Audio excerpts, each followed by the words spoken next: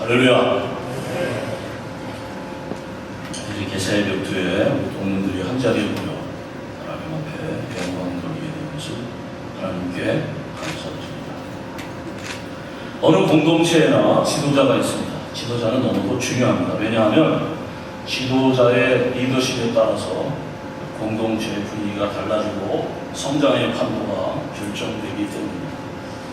지도자 한 사람 때문에 공동체가 신음하고 어려움을 겪습니다. 반면 소중한 지도자를 만나 행복해지고 역동적인 삶을 살아가게 됩니다. 세계 역사를 보십시오.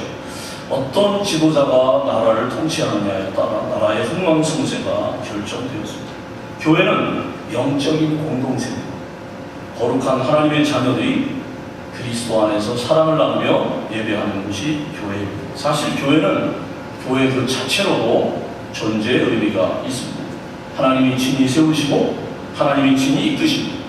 솔직히 사람의 힘이나 노력이 필요하지 않은 것이 교회입니다. 오늘도 하나님의 마음은 교회에 있습니다. 시편 134편 3절을 말합니다. 천지를 지으신 여호와께서 시온에서 내게 복을 주실지어다. 시온이 어디입니까? 교회입니다. 교회를 통해 하나님은 세상의 질서를 잡으시며 세상을 통치하고 계십니다. 하나님은 다 직접 하실 수 있습니다. 그런데 하나님은 그렇게 하지 않으십니다. 시대를 따라 그리고 때를 따라 사람을 세우시고 그 사람을 통해 일하기를 기뻐하십니다. 그래서 하나님은 하나님의 형상대로 아담을 지으시고 그에게 세상을 다스리는 권세를 주셨습니다. 그런 기대를 저버리고 아담은 하나님의 마음을 아프게 합니다. 하나님은 포기하지 않으십니다. 그 이후로 아브라함, 모세 그리고 수많은 선지자들을 통해서 영원 불멸한 하나님의 뜻을 이루어 오셨습니다. 나중에는 하나밖에 없는 독생자 예수 그리스도를 인간의 모양으로 이 땅에 보내시고 강력한 하나님의 뜻을 필요하십니다. 예수 그리스도께서 십자가에 피 흘려 죽으심으로 인류 대속의 대역사가 완성됩니다. 예수님이 부활을 승천한 이후에 사도들이 120명의 성도들과 함께 마가의 다락방에 모여 기도로 매달립니다. 10일 만에 성령이 임하시고 지상교회가 이 땅에 세워졌습니다. 그날부터 시작된 교회는 사도들의 계보로 오늘까지 복음의 역사를 이어가고 있습니다. 그 시대에는 사도였지만 오늘은 목사를 세우셔서 주님의 몸된 교회를 목양하도록 인도하고 계십니다. 앞에서 말씀드린 대로 지도자의 위치는 매우 중요합니다. 교회도 마찬가지입니다. 담임 목사에 따라 교회 분위기가 달라집니다. 목사님이 어떤 영성을 가지고 어떤 비전을 제시하느냐에 따라서 성도들의 삶이 달라지는 것입니다. 우리가 아는 대로 바울은 원래 이름이 사울이었습니다. 그는 원래 유대교인으로 율법에 열심인 사람이었습니다. 잘못된 열심과 허탄한 마음 때문에 성도들을 핍박하고 교회를 잔해하던 사람이었습니다. 그런 그를 예수님이 다메섹까지 찾아가셔서 거꾸로 들이십니다. 예수님은 사랑하는 사람을 절대 포기하지 않으십니다. 예수님은 바울을 일방적으로 사랑하셨죠. 바울은 그분을 핍박했지만 예수님은 바울을 불쌍히 여기셨습니다.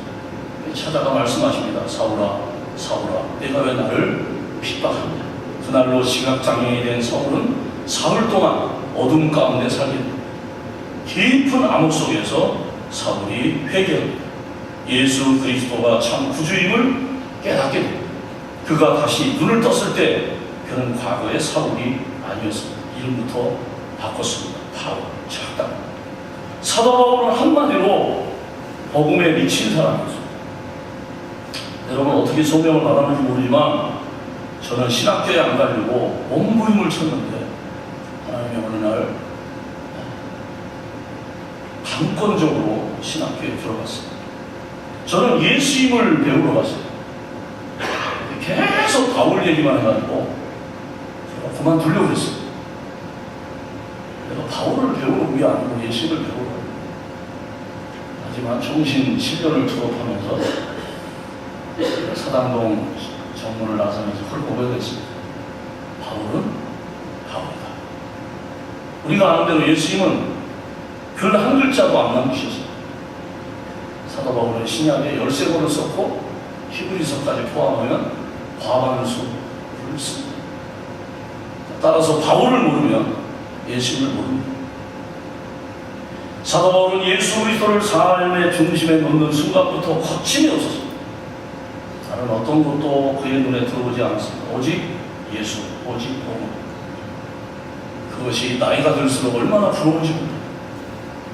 저는 솔직히 목사가 돼서 30년 넘고 60이 되면 성자가 될 줄 알았어요. 성자. 죄송합니다. 제가 저를 돌아볼 때 전도사 때보다도 못한 것 같아요. 영성. 바울을 보면 어떻게 그렇게 평생을 주님만을 위해 한눈 팔지 않고 살아갈 수 있었을까? 부럽기도 하고 세밀하기도 하고. 어떻게 바울은 그런 삶을 살아갈 수 있었을까요? 첫째로 바울은 그리스도의 사랑에 사로잡혀 살았습니다. 사랑은 사람을 변하게 합니다. 누구의 사랑을 받느냐에 따라 삶의 색깔이 달라집니다. 바울은 악독한 그를 죄인 되었을 때 사랑해 주신 주님의 사랑이 너무도 고마웠습니다. 그 사랑에 사로잡히는 순간부터 그는 그동안 자랑하며 붙잡고 살아왔던 모든 것을 배설물처럼 포기할 수 있었습니다. 다 포기하고 예수님만을 붙잡고 예수님의 사랑만 생각하면 바울은 행복했습니다. 예수님을 전하는 것만이 그에게 큰 기쁨이었습니다. 그래서 그는 목숨을 내걸고 평생 복음을 전하다가 순교합니다. 하나님은 그런 사도 바울을 한 시대에 멋지게 사용하셨습니다. 사랑이 사람을 살만나게 합니다. 사랑이 에너지입니다. 사랑하는 사람은 항상 아름답습니다. 사랑하는 사람의 입에서는 항상 복스러운 말이 나옵니다. 아름다운 향기가 나는 것입니다. 왜 짜증이 납니까? 왜 삶이 피곤합니까? 사랑이 떨어졌기 때문에. 목회가 왜 힘듭니까? 사랑이 떨어졌기 때문에. 여러분, 처음 전도사 생활을 어느 교회에서 하셨습니까? 그냥 신학교 다니다가, 신학교 다니면 다 전도사라고 부르잖아요. 근데 진짜 전도사가 됐어요. 그 어린 영혼을 가르치고 아이를 가르칠 때 얼마나 행복했어요. 주일이 왜 이렇게 빨리 안 오는지 그런 사람이 있었잖아요. 우리 속에. 근데 지금은 주일 오는 것이 겁이 나고 강단에 서는 것이 두렵고 어떤 목사님 그래요. 난 설교 안 할 때가 가장 행복하다. 겉으로는 얘기 안 했지만 그럼 뭐 목회해요? 저는 누군가 저에게 물어본다면 목사님은 뭐 할 때 제일 행복합니까? 저는 설교할 때 행복해요. 여러분 아시는 것처럼 저는 한 교회에 얽매이지 않고 전 세계를 다니는데 얼마나 행복하죠? 여러분 사랑을 회복하셔야 됩니다. 2019년 이 새 벽두에 우리가 서로 인사하는 것도 중요하지만 주님의 그 첫사랑을 회복할 수 있기를 주님의 이름으로 축원합니다.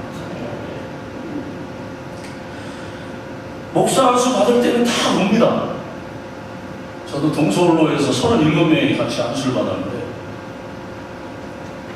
안수 받고 다 일어날 때 그 밑에가 다 눈물로 흐르거든요. 신학 공부를 하는 과정이 너무 어려워서 울고 감히 하나님의 종으로 기름 부음을 받고 목사가 되었다는 것이 너무 고마웁니다. 근데 그 눈물이 오래가지 않아요. 그 사랑, 그 감격으로 목회를 한다면 이 땅의 교회는 지금보다 더 아름다운 모습이 되었을 것입니다. 주님의 사랑이 고갈될 때 목사는 말라 비틀어진 곡식처럼 견고해집니다. 성도들의 단점이 보이기 시작합니다. 자꾸 환경을 탓하고 부정적인 생각에 시달리게 됩니다. 저는 제일 부러운 분들이 어떤 분이냐면 집안 대대로 예수 믿어갑니다. 집안의 목사님들, 장로님들, 권사님들이 수락한 집안이 너무너무 좀 그래서 저도 13년 동안 담임 목회했는데 그 목회가 좀 어렵고 잘 안 풀릴 때 이 집안 대대로 예수를 안 믿어가지고 이 목회가 힘들구나. 이 당대가 참 힘들어. 후배 목사들한테도 야 당대에 신학생이 돼가지고 이 목회하는 건 어려워. 그랬어요. 그게 언제 깨졌냐면, 여기도 이제 할렐루야 복음화 대회가 있는 것처럼 필라에도 복음화 대성회가 있거든요. 누가 왔냐면 부산에 손현보 목사님이라고 세계로교회 목사님이 왔어요. 근데 그분 그 설교하다 간증을 듣는데 그분은 너무 가난해가지고 스님이 등록금을 대주고 절에서 신학교를 다녀가지고 부산을 뒤집었어요. 여러분, 부산 시내에 있는 교회가 아니에요. 참 떨어져 있어요. 그 시골인데도 별로 사람이 구름대처럼 보여요. 내가 그분 간증 듣고 회개했어요. 여러분, 이게 녹음되나요? 아니, 중돈 받아가지고 신학해서도 목회 잘하는데 무슨 핑계가 많아. 무슨 핑계가. 핑계는 교회 자리가 안 좋아서 그렇다는 거예요. 제가 이쪽을 보고 얘기하는 건 이쪽에 있다는 거예요. 처음부터 개척 멤버가 없어서 그렇다는 거예요. 정신, 우리 목사님들만 앉아있는 자리가 아니고 옆 사람을 찌르면서 핑계 대지 마세요 이러고 싶은데, 그랬다가 좀 설교의 격이 떨어질 것 같아서. 그럼 핑계 대지 마세요. 하나님은 여러분을 독창적으로 쓰실 준비를 하고 계세요.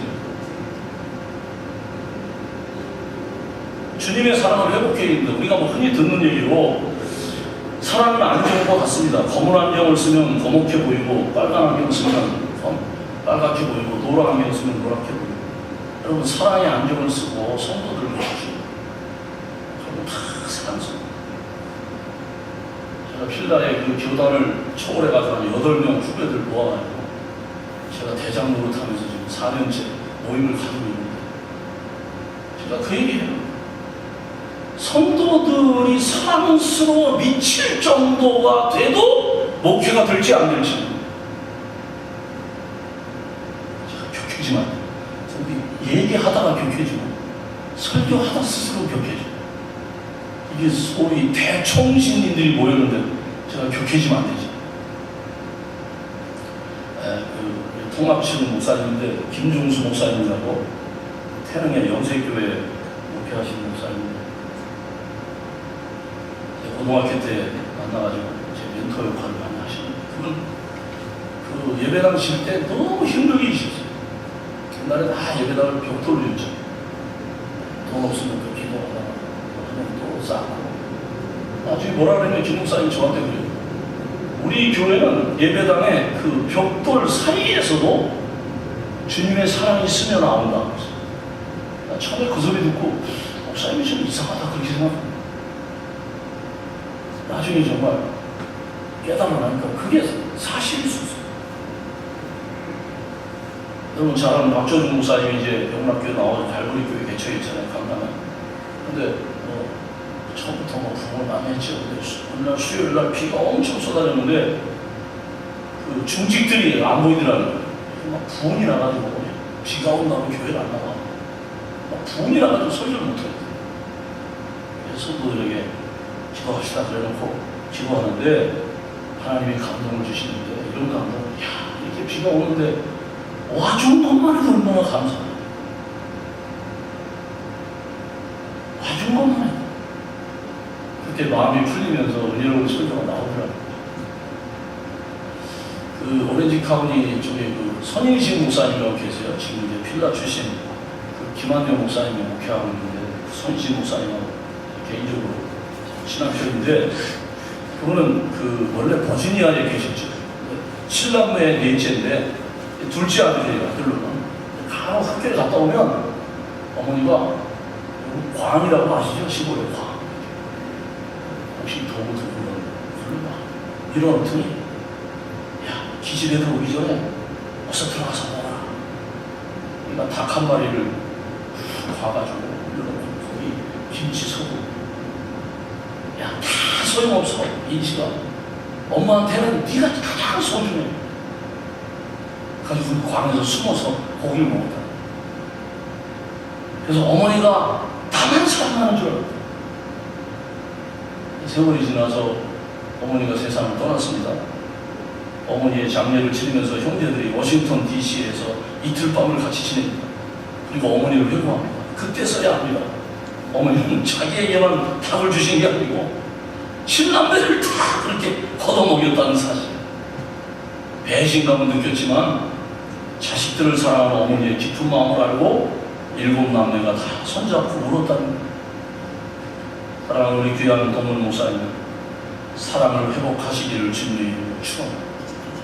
사랑은 머리로 하는 게 아니고요, 사랑은 가슴으로 하는 거예요. 공교롭게도 두 분이 다 고인이 됐는데, 어느 날 제가 한국에 있을 때 텔레비전을 보는데 김수환 추기경하고 별들의 고향 작가 최인호 씨가 나와서 좌담을 하는 거예요.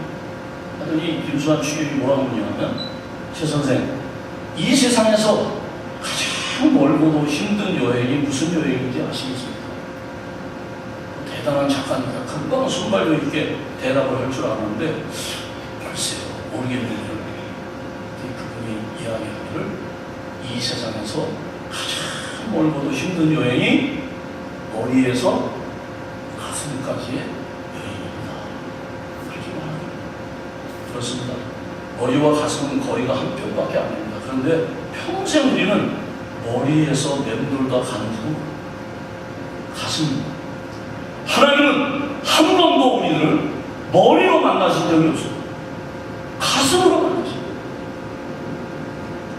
우리에게 필요한 것은 주님의 사랑입니다. 그 사랑이 얼마나 위대하고 큰가를 깨닫고 체험하는 사람이 위대한 사람이고 위대한 목사입니다. 사도 바울은 그 사랑에 사로잡혔기에 복음 때문에 매를 맞아도 옥에 갇혀도 굶주리고 헐벗어도 풍랑을 만나 죽을 고비를 넘겨도 감사할 수 있었습니다. 오늘부터 우리 모두는 더 놀라운 주님의 사랑에 사로잡히기를 기도하고 힘쓰는 그런 삶을 살아야 할 줄로 믿습니다. 두 번째로 바울은 깨끗한 삶을 살았습니다. 오늘 33절부터 35절, 내가 아무의 은이나 금이나 의복을 탐하지 아니하였고 여러분이 아는 바와 같이 이 손으로 나와 내 동생들의 쓰는 것을 충당하여 범사에 여러분에게 모범을 보여 준 바와 같이 수고하여. 바울은 한마디로 깨끗한 사람이었어요. 그가 천막을 만들면서 자비랑 선교를 했던 이유는 깨끗한 삶을 살기 위해서. 우리가 아는 것처럼 세례요한이 예수님 공생애를 시작한 6개월 전에 출연해서 회개하라 천국이 가까웠느니라 외칠 때, 그리고 세례를 베풀 때에 수많은 사람들이 구름대처럼 모여들어 그 세례요한 앞에 무릎을 꿇고 세례를 받았어요. 세례요한은 어떤 사람이었냐? 한마디로 의식주를 초월한 사람. 여러분, 이 세상에서 의식주를 초월할 사람을 대적할 사람이 없어요. 이번에도 그런 소리가 들려요. 연말 당황했는데 사례비를 내가 애써서 교회가 이 정도 부흥했는데 왜 사례비를 안 올려주냐 해가지고 그런 교회가 있다 그래요. 녹음이 안 되면 내가 확실하게 해드릴 텐데 잘못될까봐 얘기를 못하고. 그럼 그거 아니잖아. 성남에서 목회하다가 돌아가신 선병훈 목사님, 그분이 학교 다닐 때 박윤선 박사님 찾아가가지고 제가 좀 목회를 해야 되겠는데 목사님 좀 좋은 교회 좀 소개해달라고 그랬더니 박윤선 박사님 그러더래요. 저 가리봉동 산 뒤로 돌아가면 거기 그 연탄 가게 낀 쌀 가게가 있는데 거기 가서 쌀 가게를 하라고. 좋은 교회가 무슨 좋은 교회. 제가 같은 노예에 있을 때 그런 얘기를 자주 하죠. 세상 것에 대하여, 사람들이 누리는 것에 대하여 아쉬움을 가질 때 교회는 힘을 잃어버려요. 목사는 영역이 상실. 골로새서 3장 5절, 탐심은 우상 숭배니라. 사람 누구나 다른 사람보다 잘 먹고 편안하고 높은 자리에 서고 싶은 욕망이 있습니다. 그런 욕망에 사로잡히는 순간 마귀는 기가 막힌 덫을 놓습니다. 우리 깨끗하게 사시고. 제가 목사님들을 앉혀놓고 설교하니까 여기 보면 전 천장님도 앉아 계시는데 신학적으로 자꾸 이렇게 할까봐 두려운데 좀 창세기 1장을 이렇게 해석합니다. 창세기 1장에 보면 하나님이 만물을 창조하신 기사가 나옵니다. 정리하면 이겁니다. 말은 말처럼 만드시고 소는 소처럼 만드시고 양은 양처럼 만드시고 닭은 닭처럼 만들었어요. 그럼 그런 논리로 가면 사람은 사람처럼 만들어야 돼요. 그런데 말은 말처럼 만들고 소는 소처럼 만들고 양은 양처럼 만들었는데 사람은 하나님의 형상대로 만들었어요. 다른 말로 하면 사람은 사람처럼 살면 안 된다는 거예요. 사람은 하나님처럼 살아야 행복하다는 거예요. 하물며 목사님들은 하나님처럼 살아야 행복한 목회를 하고 교회를 일으켜 세울 수가 있는 것입니다. 여러분 과감히 도전합니다. 여러분 하나님처럼 사십시오. 하나님처럼.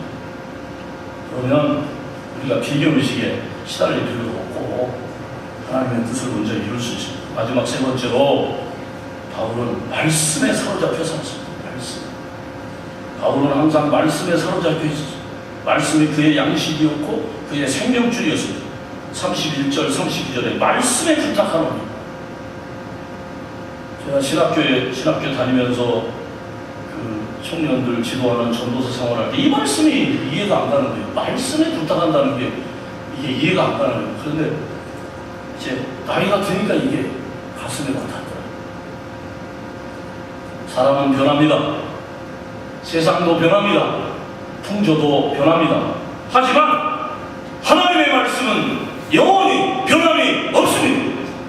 따라서 우리가 붙잡아야 할 것은 하나님의 말씀입니다. 나를 하나님의 종으로 불렀다면 나를 하나님의 도구로 사용하시는 분이 바로 하나님이 안 쓰시면 손해지. 적어도 총신 선지동산에서 신학을 공부한 우리들은 말씀에 사로잡혀 목회하는 삶을 살아야 합니다. 교회가 평안하고 부흥할 때 말씀에 사로잡히십시오. 교회가 어려울 때, 어려운 일을 당할 때 말씀에 사로잡히십시오. 마음이 흔들릴 때 말씀을 붙잡으십시오. 말씀이 위로합니다. 말씀이 등이 되고 빛이 될 것입니다. 설교의 목숨을 거십시오. 고여있는 건수가 아니라 지금 금방 펑펑 솟아나는 생수를 보이는 그런 목사가 되어야 할 줄로 믿습니다. 당분은 몸에 해롭다고 합니다. 설탕을 많이 먹는 것은 그래서 별로 좋지 않습니다. 그런데 아주 유익한 당분이 있습니다. 바로 꿀입니다. 꿀은 벌이 일단 꽃이나 열매에 있는 당분을 삼켰다가 다시 토에 넣는 것이기 때문에 사람이 아무리 먹어도 해롭지 않다고 합니다. 바로 그것입니다. 내가 기도하는 중에 받은 말씀, 성경을 읽다가 감동적인 말씀, 목사님의 가슴을 통과하고 심장에 부가 튀어묻은 그 말씀을 토에 놓으셔야 합니다. 그것을 먹고 성도들은 알토란같이 성장할 것이며 주 안에서 참 행복과 평안을 누리며 살게 되는 것입니다. 여러분 죄송합니다. 우리 선배 목사님들 앞에서 이런 말씀 죄송한데 우리 동료나 후배 목사님들한테 제가 담대히 할 수 있어요. 여러분 목사가요 머리로 설교하면 성도들이 머리를 작동하기 시작해요. 목사가 가슴으로 설교하면 성도들이 감동을 받기 시작해요.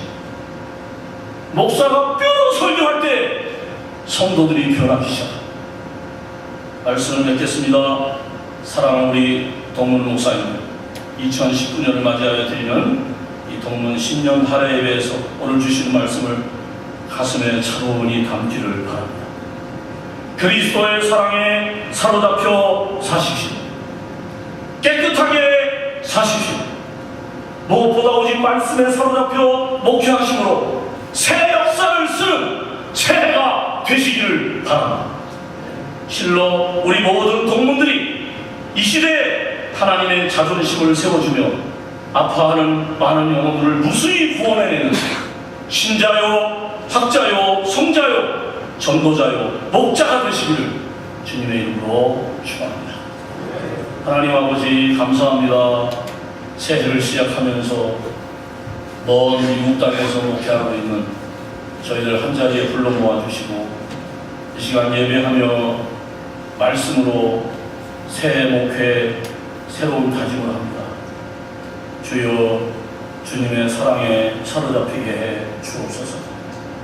바울의 심장을 흔들었던 주님의 사랑이 우리 속에 식지 않게 하여 주옵소서.